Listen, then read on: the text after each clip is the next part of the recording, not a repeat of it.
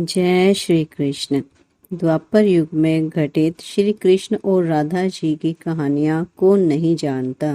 उस वक्त देवताओं में यह चर्चा थी कि राधा ही भगवान कृष्ण जी के सबसे बड़ी भक्त हैं, पर इस बात से एक व्यक्ति सहमत नहीं थे और वह थे नारद मुनि।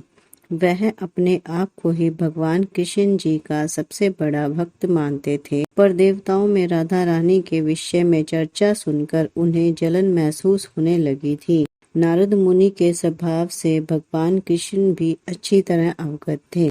एक दिन नारद मुनि कृष्ण भगवान से मिलने द्वारकापुरी गए थे। उन्हें आता देख भगवान श्री कृष्ण अपना सिर पकड़कर बैठ गए। मुनिवर ने उन्हें देखते ही पूछा, क्या हुआ प्रभु, आप यूं सिर पकड़कर क्यों बैठे हैं?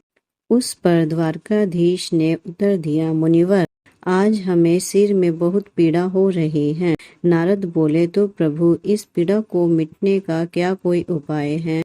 कृष्ण जी ने कहा, हाँ, उपाय तो है।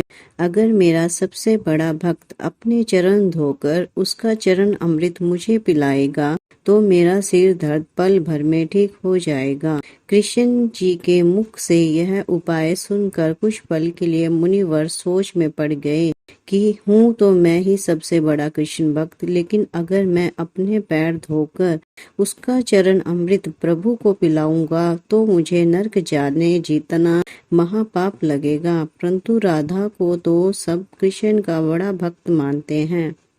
इतना सोचने के बाद भगवान कृष्ण से आज्ञा लेकर नारद तुरंत राधा रानी के महल जा पहुँचे और उन्हें प्रभु के सिर में हो रही पीड़ा एवं उसके उपाय के बारे में वृतांत सुनाया। वह सुनकर राधा रानी ने एक क्षण का भी विलंब न करते हुए अपने चरण धोकर उसका अमृत एक कटोरी में नारद मुनि के हाथ में ला कर दिया और कहा, मुनिवर, मैं नहीं जानती कि मैं भगवान कृष्ण की कितनी बड़ी भक्त हूँ, पर मैं अपने ईश्वर आराध्य को पीड़ा में नहीं देख सकती। राधा के मुख से वह सच्चे भक्ति भाव के शब्द सुनकर नारद मुनि की आंखें खुल गई और वह समझ गए कि राधा रानी ही कृष्ण की सबसे बड़ी भक्त हैं और प्रभु श्री कृष्ण ने यह लीला मुझे समझाने के लिए ही रची थी।